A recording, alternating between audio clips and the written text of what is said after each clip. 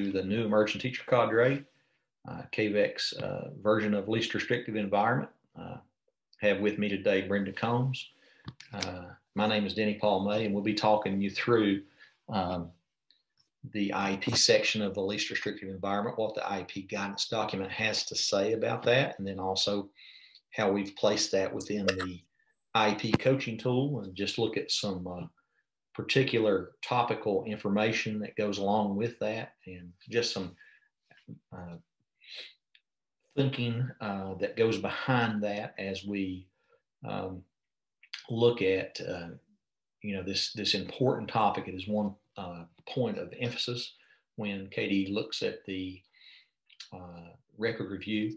I'll be taking you through just some things that the Iep Guidance Document has to say about this, also just another housekeeping thing down at the bottom of this. If you should have received an email today with this interactive agenda, and you should be able to pull up the structured notes. When we get to the portion that Brenda's going to discuss with you, the Iep Coaching Tool that we've worked on for quite a while now, it kind of takes you through the document itself, and the feedback that you get on that document's right in the place where you would be documenting. So we wanted to give you something that was a tool for you to use. You could have right there at your desktop. You should be able to go in there and see the kinds of suggestions that's being made for what needs to be documented where. And so we also put a structured notes with that. So you can wait until we get to the Iep Coaching Tool section to open the structured notes. And I'll be going through a few things here in terms of what least restrictive environment is. And we'll go ahead and get into that now. So down here at the bottom of the page, as I scroll down, we just took a minute here to define for you out of the regulation. It's best said that to the maximum extent appropriate, children with disabilities, and notice how we say that people language first, children with disabilities, including children in public or private institutions or other care facilities, are educated with children who are not disabled, and special classes, separate school, or other removal of children with disabilities from the regular education environment occurs only when the nature or the severity of the disability of a child is such that education in regular classes with the use of supplementary aids and services cannot be satisfactorily achieved or achieved satisfactorily. Now, to the maximum extent appropriate, we're going to educate students with disabilities with their non-disabled peers to the maximum extent appropriate. So what that means is that even with the use of supplementary aids and services, even with all of those things, we still talk about continuum of placement options. We still talk about how we have to consider full-time regular education first. And then as we restrict that environment, because we cannot, due to the nature of the disability, even with the use of supplementary aids and services, we can't get it done in the regular classroom, and we have to go down that continuum of placement options. So that's what they're talking about here. It's talking about provision of FAPE, and it is a provision of FAPE that we're doing what's appropriate for the student to the maximum extent appropriate. We've got an IEP that's designed to meet their unique needs, that's ambitious, and then we'll push them where they need to be.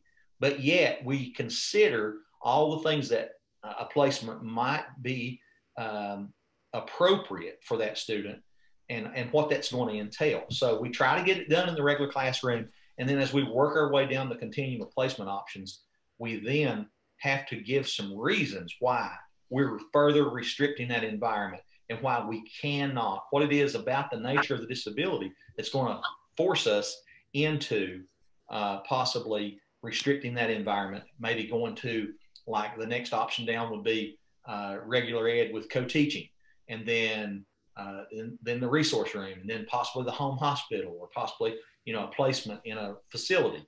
So that's what we're talking about. And as we move on down, LRE plays a critical role in determining not only where a student will spend their time in school, but also how special education services will be provided.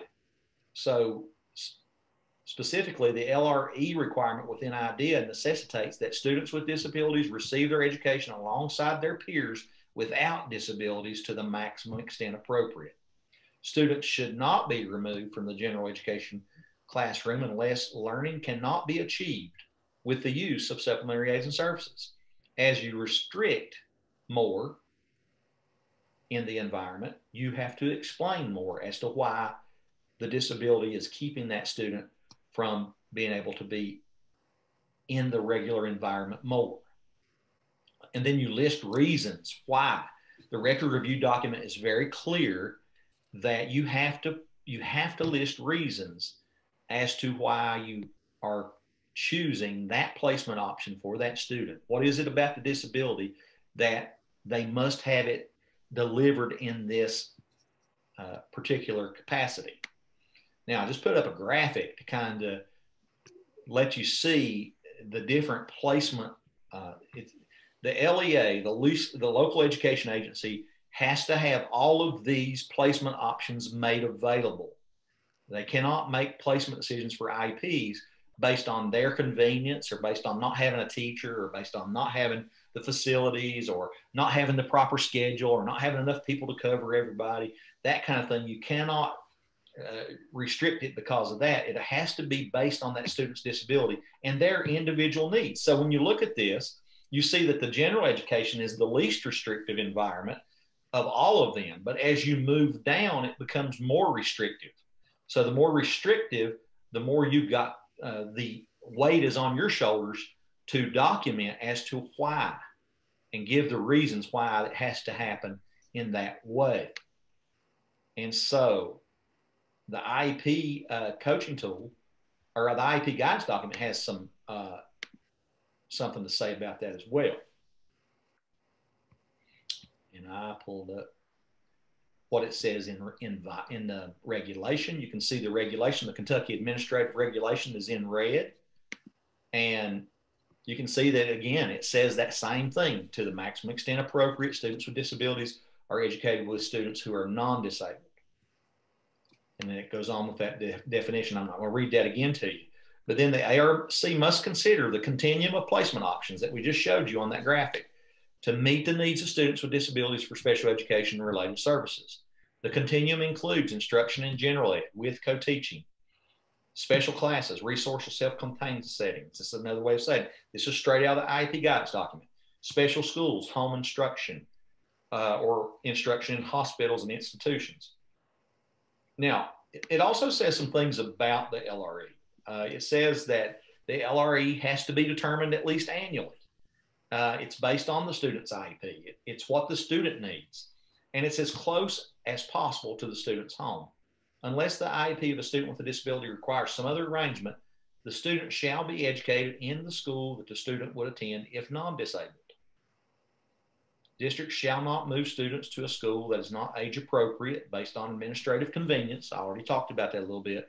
For example, due to the lack of a teaching staff or other locations in other locations that would, in fact, be able to provide that special design instruction for that student. So you can't just move students around to fit the school. You have to look at what's in the IEP, develop the IEP, and let that IEP and the needs on those services drive the placement decision you make. So it doesn't happen. You don't make the decision and then develop the IEP. You develop the IEP and then make the placement decision. Very key concept in special ed for everyone to understand that IEP drives placement. And I see Brenda bubbling. You have something to say about that, Brenda? Yeah, sometimes we make the mistake of wanting to place a child before we even write the IEP. And that doesn't go that way. You have to go follow the steps. So we have to determine what the LRE is going to be. We have to look at the closest school that the child can attend or the child that is attending, because we just can't say, oh, we have a unit 30 miles from here. We're going to put that child in that unit because we don't have a FMD unit in this school. You can't say that. It'll come right down to the KDE saying, well, you hire you a teacher, hire you an aide, and put it in one building, one classroom. And that's what will happen. And I've seen that happen. I've seen that happen in the county that I taught in. So I know that that can happen and will happen if we don't follow what the child needs. We have to look at it and base everything upon the child's needs. So I appreciate that, Brenda, very much. And again, that IEP development and how that IEP looks, the implementation of that drives where that student's going to receive that. So if the student is easily distracted, they may need a more restricted environment. If the student needs different pacing than is offered in a regular classroom because of so much content coverage and it's going so fast that the student has cognition issues and has difficulty keeping up, then we may restrict the environment. We have to give those reasons, but we have to let the IEP that's developed for that student drive the placement, not the placement drive the IEP development. So very, very key, important point and concept to remember. So as we go back, also, we would want you to see that there are some potential harmful effects to the placement. And I think I clicked on the wrong one. Oh, here it is. So when we look at this, there also is that consideration. We want to think about if placing this student in a more restricted environment is going to produce any harmful effects. And it says potential. It's talking about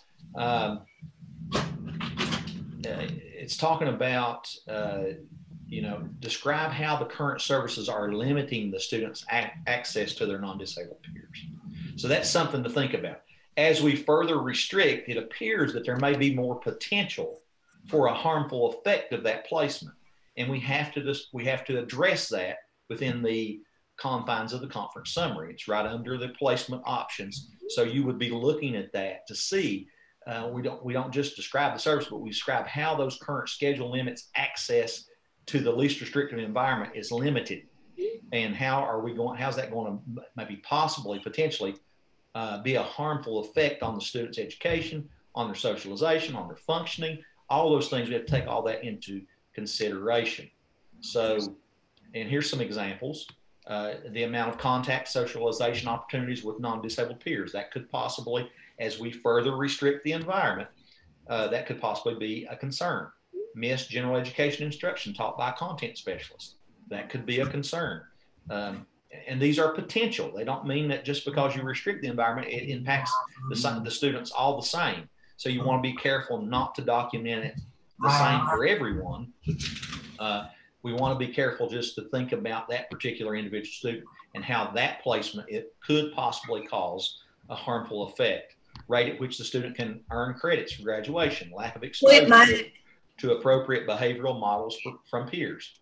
So certainly, and here's some language that may be helpful. So the student may not have enough support services to make progress on the IEP goals. Animals. I would remind you to take a minute and mute your mic if you can do that for us. That would be helpful.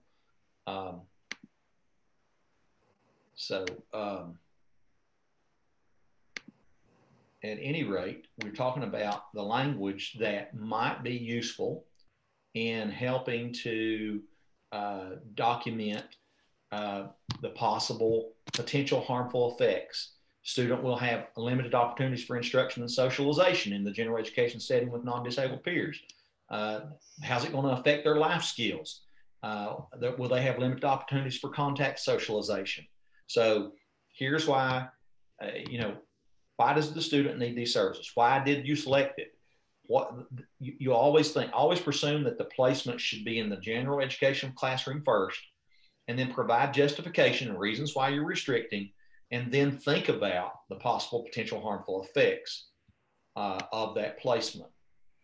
And let me interject right there. Make sure you're putting the why in there and just not saying that the ARC determined that is the best placement of the child, blah, blah, blah, blah, blah. That's not where that goes. We need to make sure we put the why and the how. We need to know that. And we need to stop this copying and pasting. In the new monitoring manual that came out this year from KDE, it addresses that, and it states that is one of the reasons why they are monitoring the IEPs. That's one of the reasons. There's many more, but that is one of the reasons why that they monitor the IEP, because they see a lot of cutting and pasting. They see a lot of the same, in each of the IEPs, they are seeing the same wording. And it's copying and pasting. So you have to remember, this is an individual IEP. This is for a specific child. And we need to make sure that what we document in that section follows along with that child. We just can't copy and paste and put the same thing in all your students, because you're going to get caught. That's a very good point. And then there's some language here at the bottom too, Brenda. And because we make these suggestions, we don't want you to just take this and say, this is exactly what has to be in there and do it the same way every time.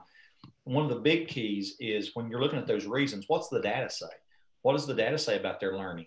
And what do they need? And is that based on trial and error? Is that based on repeated assessment? And you know, as you come up with these, you know, they may need repetition of skills and immediate feedback, because they forget things. So you tie it to the data, you tie it to their needs and their disability, and you come up with some reasons as to why you would need to further restrict, and then you consider those potential harmful effects. Any questions about that at this point? Well, I don't know what just happened, but I see my big self right all by myself here. Oh. What we need to do as well is, you know, those are broken down into full-time general education, and then part-time general ed, part-time special ed, and of course, you know, you have your special class. We don't need to have the same verbiage in each one of those. We need to have something different, because you're saying, why can this child not be in the general education setting full-time? Okay, it's not going to be the same as the part-time. So we just need to make sure that we put the verbiage in there and not copy and paste each one in there. And I've seen, and I'm going to be honest, in some of the districts I've done record reviews, they had just the one page. Now, mind you, for the two, the full-time and the part-time, they had the same thing written in both of those. And I would say one of them had probably 20 lines to it. That's ridiculous. We don't need that. We need the specifics, and we don't need them to be the same. That's very good, Brenda. And I appreciate your honesty and your frankness with that, because it is, you need to kind of think through what your specially designed instruction is doing, because that's what you do different for the kid. And you need to think about the parameters of their disability, and also the data, and what the data tells you about how they learn in particular places. You know, if a student has behavior issues, you don't want to write that they may not need repetition if they have behavior issues. It may be something else. So you got to think about the student and make it particular to that student. And we do see a lot of the same things when we review records. And you know, we just want to make sure that we are getting what those reasons are for restricting the environment, and that's what we should be doing when we're making those placement decisions. Okay, so let's jump back here for just a second, and let's look at some statements for, you know, when we're writing the IEP, and we're going to show you this in real time here in just a second in the document itself. But this is exactly what the Iep guidance document says. And lots of times we get lots of things written in those LRE statements. Now, let's go over here for just a second and provide some possible perspective here. Just one second.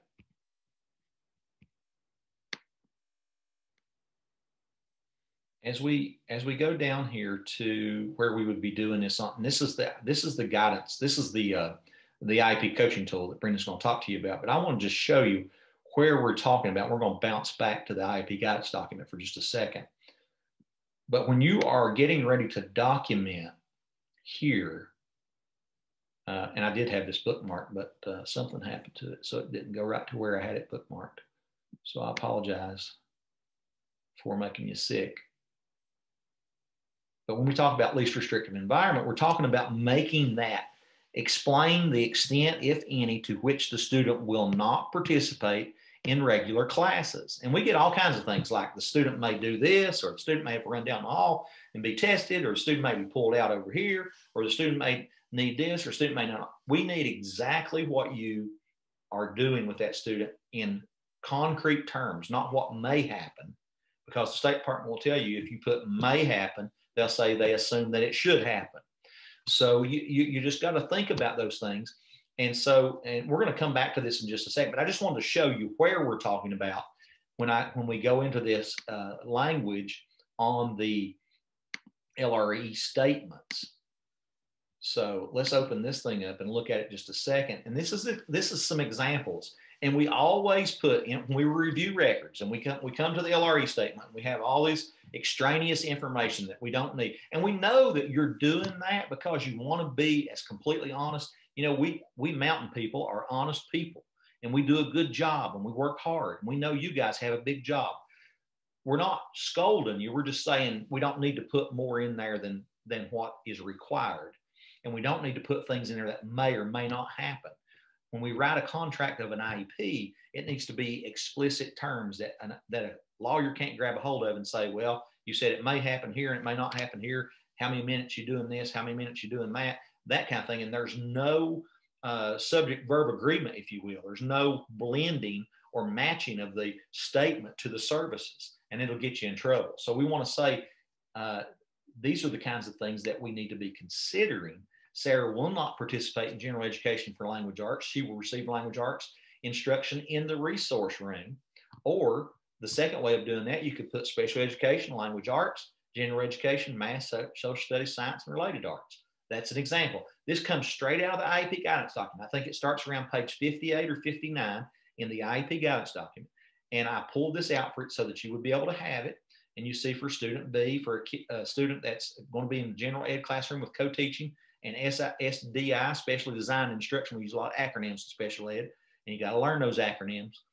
SDI, special design instruction, in a resource room. So Josh will receive all core content in general ed with co-teaching in language arts. He will also receive language arts instruction in the resource room. Or you could put it like this: special education, semicolon, language arts, co-teaching, semicolon, language arts, general education, math, social studies, science, related arts. And then when you transfer that down to the services page, Brenda's going to talk to you about what that should look like. And so, but I just wanted to really hit this for you and show you that it's right there in the guidance document. And if you're not using the guidance document, you should. And you can use this Iep coaching tool as a companion document as well, that really puts things in place for you and gives you a graphic organizer, kind of a scaffold, if you will. It's kind of the same kind of scaffolds we do for our students as we think about those. And so you see the examples that the IEP guidance document has provided for us. Here's one about social skills and where you would, what you would do with electives and that kind of thing. So it's very cut and dry, and it's very to the point, and it doesn't provide any ifs, ands, and buts. It provides exactly what those minutes for special design instruction are going to be. How much are we going to go back to that question? How much is the student going to be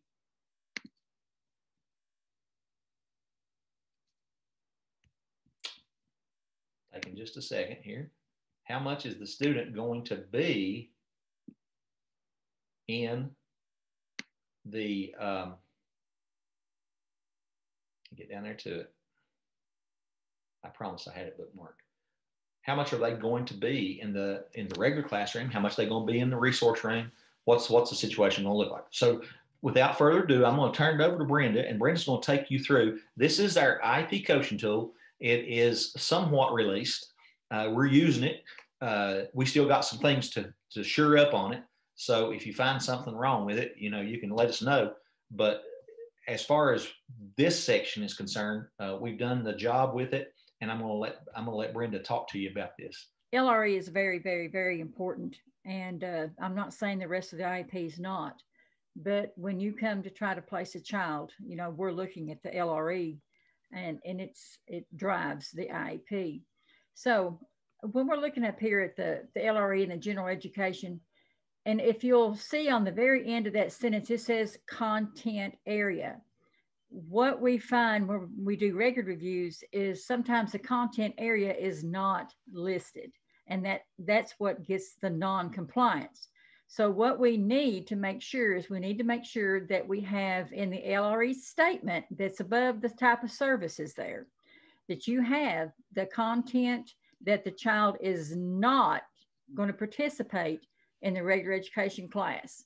If you'll see that, it's right there.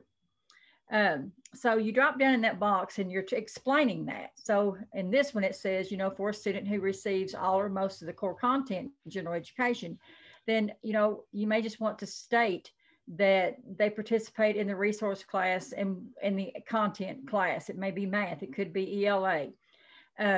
We're only required by law to do math and reading, but sometimes we do have schools that have special education teachers that are in the social studies for the reading purposes, and we have them in the science classes for reading and math purposes. So that's the reason why we have that there. That question has been asked, why do we put science and social studies? Well, that's the reason why. So here we have Sarah. She will not participate in general education for language arts. She will receive language arts instruction in the resource room.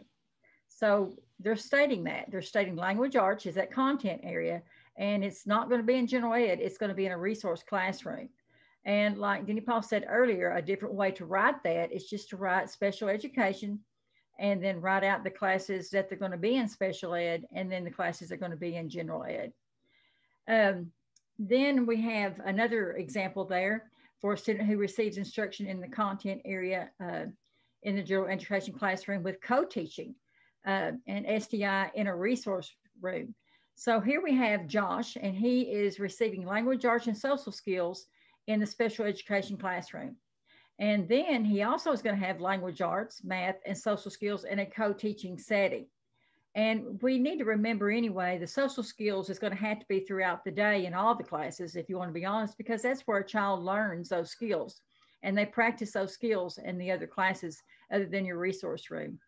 And then again, you look over on the other side and it just lists the courses: special ed, language arts, social skills, and co-teaching. You have language arts, math, and social skills. So what we want you to do, and you see that big red arrow there, and Dion put that in there for a reason. We wanted to make sure that whatever is there is matching this service page. So when you're looking down for the types of services, you know, we have to put our anticipated minutes, frequency, when is it going to happen, daily, weekly, monthly. And then, of course, you have to put your start and end dates. And then you have to put in there who that service provider is. It could be a special ed teacher, or it could be a related service person, and it could be even a counselor. But the location is another area that we find that we have some trouble with. Sometimes they do put the co-teaching setting, but they forget what class. They forget to write the class in there. So out from like the first one, it's got regular education classroom co-teaching English, or in parentheses, we put ELA because a lot of people just say ELA.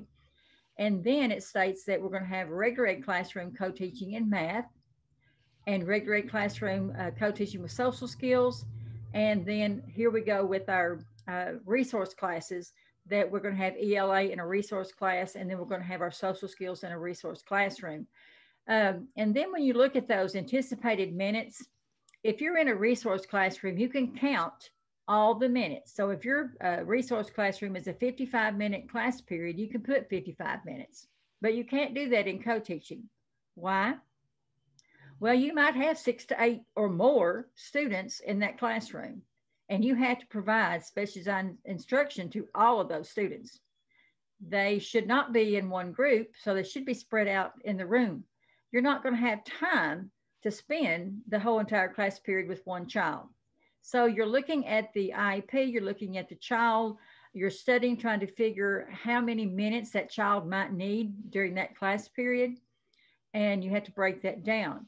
Most of the time, you're looking at 15 minutes at the maximum, sometimes 20 minutes. You know, if you have an MMD child that needs that extra help, as you're saying, like your learning disability students, they might not need as much, but you know, those are anticipated minutes, and that's the reason why we put that in there, is it's anticipated. And you know, one thing I would say, Brenda, too, is that think about the goals that you've set and the implementation of those goals and how much time it's going to take you to implement that and get, you know, progress monitoring done and those types of things. You know, hopefully you're embedding that progress monitoring within your special design instruction, and you're doing formative assessment every day or as many days as you can. But think about, you know, how that agrees with those goals that you've set, and don't set goals that are too difficult to attain. You know, you're supposed to prioritize goals anyway. So I didn't mean to jump in there, but I just thought about that. And then I wanted to go back up here just a second too and talk about what we see lots of times when we do record reviews. In these boxes where we're making this LRE statement, and Brenda can tell you, she can back me up on this because we do record reviews a lot. We see things like on an as needed basis. We see things like, you know, we will only pull this student out on an as needed basis for testing purposes, or as needed basis for a particular behavior outburst, or whatever. We need, in concrete terms, we need it written in such a way that you can capture what you're doing up here down here in the minutes. And so I just wanted to circle the wagon there for just a second and re-emphasize that, because that's a real problem. And when you do get an audit, and you will if you stay in this long enough, when you do go through one, or you go through a desk review or whatever, and they're looking at IEP, this is one of the major areas that they look at. That's why we wanted to break this down and share it with you in a way that you could see it on the form itself, and then also see it out of the guidance document, and what it is that least restrictive environment is, and how important it is that we capture the correct minutes and time, and that they match. And Brenda's going to talk to you about that right here. We got it for you. All right. So yes, we have 4 different places plus the conference summary minutes that we need to be discussing the LRE. So the first one is that LRE statement that we talked about earlier, that we needed to make sure that we captured the subject or subjects that the student will not be participating with the non-disabled peers. So that is the statement. And then when you're looking at the special education services, and that's what we just talked about, and I always call it the grid. It looks like a grid to me. It's just a table, but we need to make sure that we document everything that the student is taking. So here we look at that related services. Now, we have children that do have related services, and some students that we have that are special transported students. So, and that is a must. It has to be in there, because you will not receive any extra monies for special transportation if it's not listed in the IEP, because the director actually has to send that to KDE to prove that the child has special transportation. So we need to make sure that we document all of this. And if you'll notice, we do have weekly, we have monthly as a service period. And we have counseling down there. Now, by no way is that all that we offer. There's more things that we offer in your school districts. And if it's any type of related services, this is where you need to put that, right here. I will point out, Brenda, that there is one service where on the location you could list it as school-wide, and they allow you to do that for physical therapy, because that could happen in a therapy room, that could happen on the stairs, that could happen on the ball field, it could happen anywhere. So they will allow us that one exception right there. But you don't want to do that for fine motor. You do that for physical therapy, which is gross motor movements. And that's the one place that you could, instead of putting therapy room, you could put school-wide if you chose to. So that basically covers the content of what we wanted to talk to you about today. We can open it up for questions if anyone has questions. Going back to kind of recap what we've talked about, least restrictive environments, when we're talking about IEP development drives, the IEP drives placement, and then you've got to get concrete statements in your page where you document exactly what the LRE is for a student who receives all or most core content classes in general ed. It may say, you see those examples there, and we're looking at the question is, explain the extent, if any, to which the student will not participate in regular ed content classes. And they're looking for subject-verb agreement in these 4 areas: LRE statement, special education services page. And then the other 2 places are not on the IEP, they're on the conference summary. And they're looking at the continuum of placement option decisions. And then right under that, the consideration of potential harmful effects. And, just think, when you go back and you're thinking through this, the further you restrict, the more chance there is for a potential harmful effect. So, and then on that section F on your conference summary, be sure that you do not copy and paste whatever you have in full-time general ed and part-time general ed and special ed. Make sure that you're addressing each separately, and don't have the same thing for all of your students on your caseload. That's a great point. That's a great point. And that's one of the things that we could also talk about with any section of your IEP. If we're talking about transition services for high school students, we need that present level to be updated yearly with new transition assessment data, new performance data, looking at those annual goals and how they tie back into the post-secondary goal. And we don't need copy and paste from year to year. We don't need transition assessments that were done in 7th grade still being put into the present level at grade 11. Same thing for academic performance. We don't need to be copy and pasting information from year to year. If you think about the Andrew case, was all about a free, appropriate public education being given. And it was also about the appropriateness of the IEP. And that word appropriate in FAPE, free, appropriate public education, is driven by the type of substantive benefit that you're going to get from that IEP. So in other words, how much benefit you're going to be able to get is based on what you need as an individual and what your disability says that you need. And so that has to be documented. That has to be well thought out. It has to be captured in the IEP. And then that IEP then helps you to make an LRE decision so that you can properly, because the law says, and this comes straight, and I was going to say this too, this verbiage, if we circle back here to where we just pop that first document up there, you notice it comes right out of the regulation. So when we look, we got a source rate, and we're talking about, this is cut and dried. And that's why it's so important when KDE or we look at your folders that this stuff is done with fidelity. We're not copying and pasting. We're not using just what somebody had last year, but we're really thinking about the data. We're really thinking about where the student is. We're educating ourselves about what might happen with this disability.